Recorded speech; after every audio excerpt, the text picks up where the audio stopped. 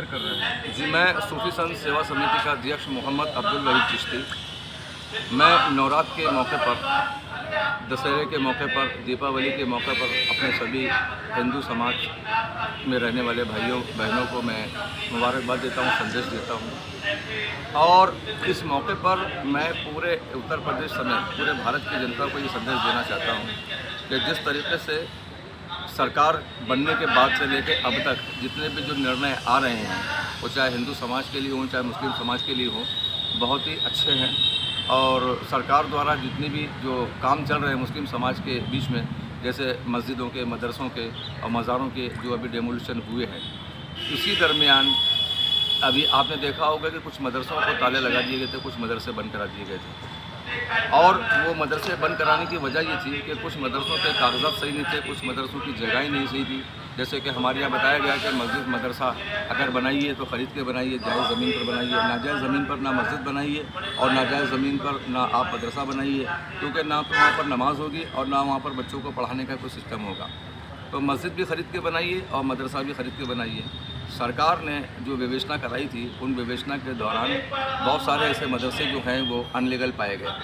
उसकी वजह ये थी कि हमारे उलमा, हमारे मौलवियों को इस बारे में जानकारी नहीं है कि मदरसों की ज़मीन ख़रीदी है उन्होंने, उसकी रजिस्ट्री है या नहीं है, वो कब्ज़े के ऊपर है या किस तरीके से। तो इसी मामले को लेकर जो है न्यायालय में पहुँचे हज़रत अल्लामा मौलाना मदनी साहब, और मदनी साहब ने अपनी संस्था सोसाइटी के ज़रिए जमीयतुल इल्म के ज़रिए जो उन्होंने अपनी पैरवी की, तो बहुत अच्छा उनका सराहना कदम था। उनके द्वारा सारे अधिवक्ताओं ने बड़ा अच्छा काम किया, बहुत अच्छी पैरवी की और सच्चाई को उन्होंने सामने लाया और सबके ताले खुले गए। तो इसी तरीके से मैं चाहता हूँ कि कुछ और ऐसे मुद्दे उत्तर प्रदेश में बाकी हैं जो उलझे हुए हैं, जिसमें हिंदू समाज और मुस्लिम समाज उलझा हुआ है, जबकि हिंदू और मुस्लिम समाज के बीच में जितनी मोहब्बत भाईचारा है उतना किसी और समाज के बीच में नहीं है। तो मैं ये चाहता हूँ कि जैसे मिसाल के तौर पर बनारस में हम चलते हैं, तो बनारस में हम देखते हैं कि ज्ञानवापी में वहाँ पर नीचे मंदिर, ऊपर मस्जिद, जिस तरीके से हज़रत औरंगज़ेब रहमतुल्लाह अलैह ने जो बनाई थी उनके वालिद मोहतरम के नाम से, क्योंकि बनारस में जो है 2 मस्जिदें हैं और उन 2 मस्जिदों में से एक मस्जिद का झगड़ा है, दूसरी मस्जिद का कोई झगड़ा नहीं है। एक मस्जिद जो है जिसमें फ़ैसला किया था हज़रत औरंगज़ेब रहमतुल्लाह अलैह ने पंडित दीनदयाल जी की बेटी शकुंतला का, और वहीं पर उन्होंने मस्जिद पंडित जी ने उनको बना कर दी थी और उन्होंने वहाँ पर नमाज़ कायम की थी।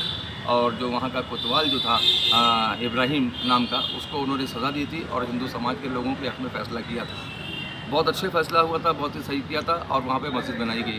तो ये उस मस्जिद का मामला नहीं है, बल्कि ये मामला जो चल रहा है आज, जो विवादित जो मामला है वो ज्ञानवापी, यानी कि जहाँ पर हम एंट्री गेट से जब अंदर जाते हैं तो दरवाज़ा एक ही है मस्जिद में जाने का, मंदिर में जाने का। तो जो दाहिने हाथ में जो मस्जिद पड़ती है उसके नीचे जो मंदिर है, जिस तरीके से हिंदू समाज के लोग अपनी आस्था का प्रतीक बता रहे हैं, तो वहाँ पर ये विवादित मामला जो है ये ख़त्म होना चाहिए बहुत जल्दी। और मुस्लिम समाज के बहुत सारे ऐसे पढ़े लिखे और बुद्धिजीवी लोग हैं, मैं समझता हूँ कि वो पहल भी करेंगे, वो आगे भी आएंगे कि इस मामले को हल कराने के लिए। और जैसे ये 30 मदरसों का मामला जैसे खुलकर आया, 30 मदरसों को जो इंसाफ मिला है, 30 मदरसे के मुस्लिम समाज के लोगों को जो इंसाफ मिला, जो मदरसे आज खोले गए हैं, इसी तरीके से मुस्लिम समाज के लोगों को चाहिए कि जो हिंदू समाज के भाइयों का एक मामला ऐसा फंसा पड़ा हुआ जिस पे उनकी ये सोच है, उनकी कोशिश है ये कि वो भी एक मामला हमारा हल हो जाए। तो उस मामले को हल कराने के लिए मुस्लिम समाज और हिंदू समाज के पढ़े लिखे लोगों के बीच में बैठकर उस मसले को हल कराना चाहिए। क्योंकि ऊपर जब मस्जिद में जब नमाज़ पढ़ते हैं तो सबसे बड़ी बात ये होती है कि नमाज़ पढ़ने के टाइम पे सबसे बड़ी ये बात है कि दिक्कत ये आती है कि जहन हमारा भटक जाता है, दिमाग हमारा भटक जाता है। क्योंकि मस्जिद में जब नमाज़ पढ़ते हैं तो हमें ये हुक्म दिया गया कि ऐसे नमाज़ पढ़िए कि आप अल्लाह को देख रहे हैं, और अगर आप अल्लाह ताला को नहीं देख रहे तो दिमाग में ये रहिए कि अल्लाह तबारक व तआला आपको देख रहा है। तो ऐसे तो हमारी नमाज़ होगी। अब जब वहाँ नमाज़ पढ़ते हैं तो ये देखते हैं कि पीछे पूरी पीएसी लगी, पीछे पूरे कमांडो लगे हुए, कब गोली चल जाए, कब वहाँ पे बंदूक चल जाए, कब क्या हो जाए। तो नमाज में खलल होता है और नमाज में जो नमाज़ पढ़ते हैं उसका जो सही लुत्फ़ हासिल होना चाहिए वो नहीं होता।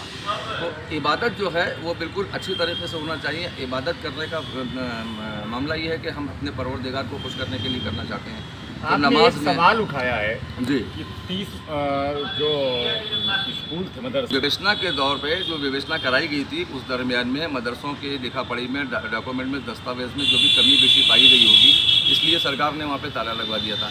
और ताला लगवाने के बाद में जब न्यायालय में बात की तो न्यायालय में खुलासा हुआ और न्यायालय से जो है केस जीता गया और बाकायदा पूरी तरीके से सवाल आपने जिस तरह से आपने कहा ताले खुले। और ये मुस्लिम समाज के लिए बहुत बड़ा तोहफा है, मुसलमानों के लिए बहुत बड़ा अच्छा इंसाफ हुआ है कि मदरसे फिर से संचालित करने का आदेश हुआ। उसमें हमारी कौम के बच्चे पढ़ेंगे, उसमें हमारी कौम के बच्चे आगे यानी आप कहने का मतलब जो जांच हुई थी वो गलत हुई थी।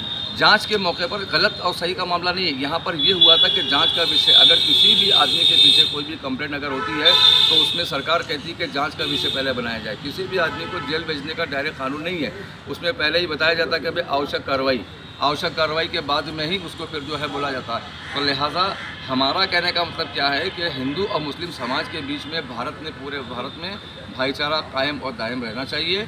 और दिवाली और नवरात्र के मौके पर मेरा यही संदेश है कि सब मिल के रहें, सब आपस में भाईचारा बनाएं, भाईचारा कायम रखें और आपस में सब एक दूसरे को साथ में लेके चलें। ये मेरा कहना, हमारी सूफी संत सेवा समिति द्वारा ये पैगाम है पूरे देश के लोगों को।